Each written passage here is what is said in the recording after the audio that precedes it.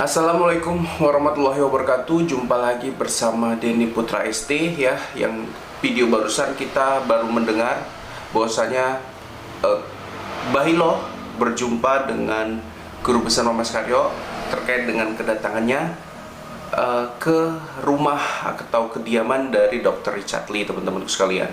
Nah, sebelum kita bahas lebih dalam terkait dengan itu dan bagaimana Eyang Baim Karim yang terkenal di TikTok yang diupload semua videonya tentang tantangan 100 juta dari Dr. Richard Lee dan ditolak mentah-mentah, dan Mas Baim meminta hanya gambaran seperti itu. Nah teman-teman, sebelum Mas Denny lebih dalam tentang itu, ada sebuah video yang viral ya, yang viral dan mencuat ke TikTok, ke media-media besar lainnya terkait dengan ilmu kebal. Nah, ilmu kebal ini adalah ilmu yang dimana seseorang mau itu ditembak, mau itu digolok, dipisau, itu tidak mempan. Nah, dan Dr. Richard dan pesulap merah abang kita Marcel ini tidak percaya akan keilmuan tersebut. Dan memang apa yang dikatakan sama Mas Marcel ini kan semuanya ke logika.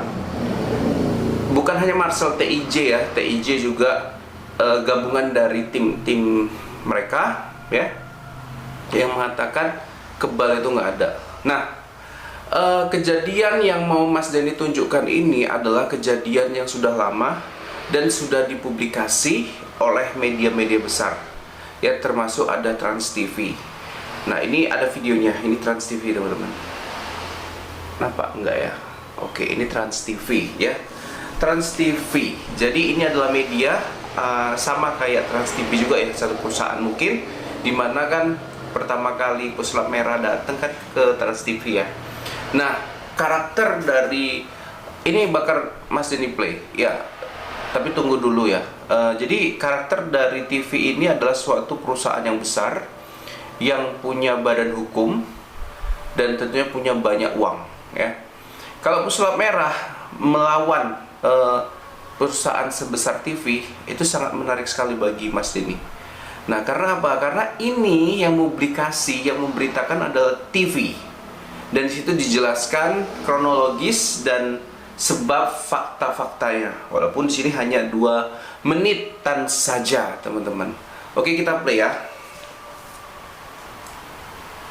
Kisah mirip dongeng ini ternyata bukan kebal peluru. Kisah mirip dongeng ini ternyata bukan isapan jempol. Di Gorontalo, tersangka pembunuh polisi menantang polisi untuk menembak dirinya dengan berbekal jimat berupa cincin. Tersangka baru bisa dilumpuhkan setelah cincin di jarinya lebih dahulu dihancurkan. Nah, di sini ya terlihat adanya petugas aparat kepolisian yang mendatangi rumah yang bukan terduga ya, sebagai tersangka pembunuh dari seorang polisi. Dan di sini beliau tidak berpakaian ya, telanjang dada seperti itu, dan kemudian ada di sebuah gubuk. Menantang, teman-teman, menantang. Wah, luar biasa. Kita play lagi.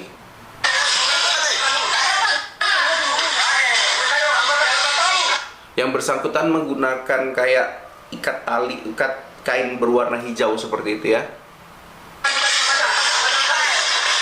Dikepung puluhan polisi bersenjata lengkap ternyata tidak membuat gentar seorang lelaki bernama Tarzan.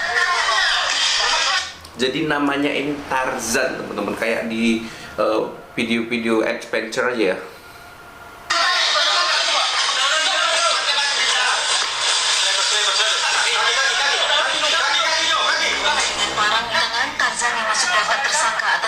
Seorang polisi ini menolak menyerahkan diri. Jadi posisinya beliau memegang parang dan telanjang dada, menantang ya, menantang polisi-polisi yang ada di sana ya. Dasar dia menantang ini karena beliau itu kebal ya.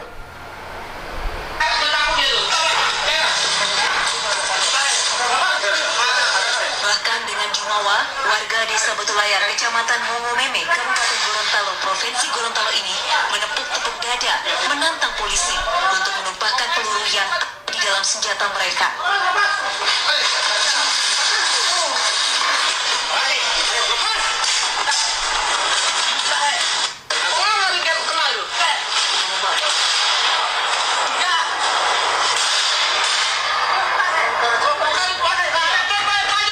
ada suara tembakan. Kalau dari media yang Mas Denny baca, ada 107 kali tembakan. Dan dikasih tahu informasinya bahwa ada satu kelemahan yang membuat beliau berhasil dilumpuhkan dan akhirnya meninggal dunia. Kita dengerin langsung aja. Tertantang untuk membuktikan kekebalan Tarzan, polisi mulai mengarahkan laras nafas. Semula bagian kaki yang menjadi sasaran bidik. Karena tidak ada bekas luka, tembakan mulai mengarah ke tubuh. Ya, jadi petugas ya karena tertantang juga, ya heran-heran juga, mencoba menembak bagian kaki dan tidak ada nampak bekas luka. Dan ini adalah kata-kata yang dikeluarkan oleh seorang reporter atau pembawa berita resmi dari Trans 7. Nah, kita play lagi, nanti ada Mas Denny mau tantang abang kita Marcel. Tapi ajaib, lagi-lagi timah panas polisi tak mampu menembus kulit Tarzan. Sedikitnya 107 peluru dimuntahkan dari senjata polisi.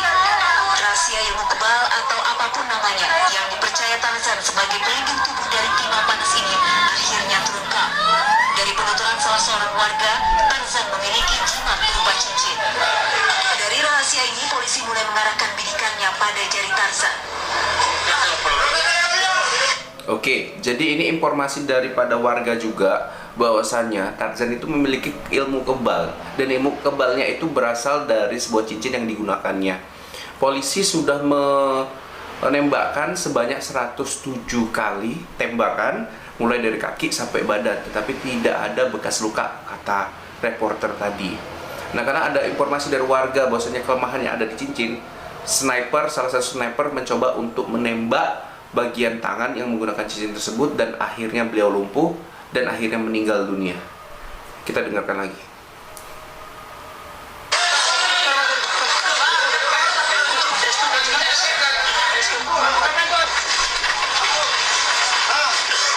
Benar saja, ketika peluru merusak jimat cincin, tersangka pun roboh dan sempat mengalami masa kritis sebelum akhirnya tewas.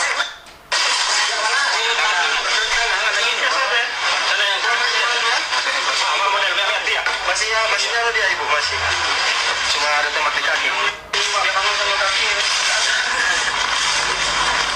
Dengan senjata golok, Tarzan sebelumnya telah menghabisi nyawa seorang polisi yang mendatangi rumahnya bersama seorang warga untuk menagih hutang sebesar 2 juta rupiah.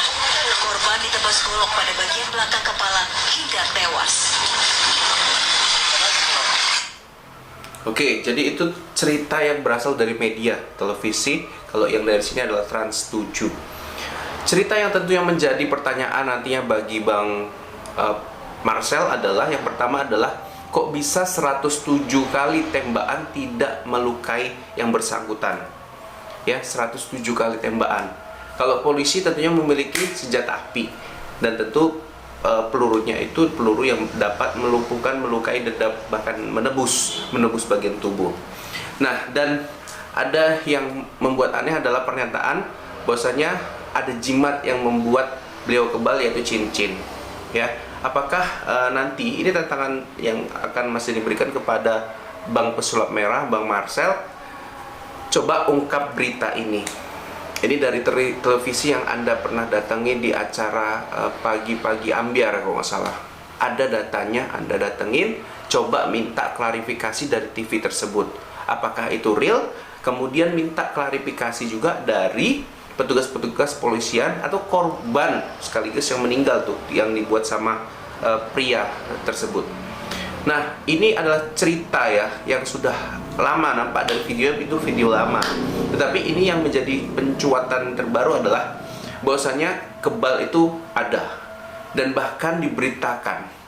Nah, kalau dari pemberitaan nasional aja itu dipublikasi dan itu betul-betul ada, ya, dan Mas Marcel bisa membuktikan itu hoax, kan ini akan merubah semua. Karena sedikit banyaknya yang membuat kita yakin itu adanya hal-hal mistis itu adalah pemberitaan juga nih dari televisi, bukan yang saat ini nih YouTuber. Jadi yang pemberitaan jelas itu yang membuat kita percaya malah televisi, pemberitaan langsung dari televisi. Dan ini tantangan buat Bang Marcel seperti itu. Dan yang terakhir, ini terkait dengan Mas Baim. Mas Baim tadi malam ya menyampaikan ya, walaupun beliau menunggu nih dari Dr. Richard untuk memberikan pendanaan agar bisa ke sana. Jadi Mas ini nggak mau bahas itu. Mas ini mau bahas apa yang dilakukan guru tadi malam gitu. Yang pertama adalah guru menjelaskan bahwasanya saya lagi meditasi. Sampai besok jangan diganggu. Yang kedua adalah beliau meminta agar ketika nantinya diuji coba kekebalan tadi, saya mau di tempat yang telah saya tentukan, mau itu di Medan atau di Jakarta, itu nanti guru yang menentukan. Kenapa hal demikian? Karena teman-teman, alasan guru dan banyak paranormal yang memiliki ilmu kebal itu tidak bisa dipertontonkan tanpa kondisi mendesak, tanpa kondisi yang benar-benar dia itu kodamnya itu muncul gitu dan membuat tubuh dia menjadi kuat gitu. Jadi ada beberapa syarat yang nantinya sendiri akan dijelaskan sama guru. Mungkin sampai sini aja dulu ya teman-teman. Udah jan juga. Dari Mas Denny izin pamit. Wabillahi taufiq wal hidayah. Assalamualaikum warahmatullahi wabarakatuh.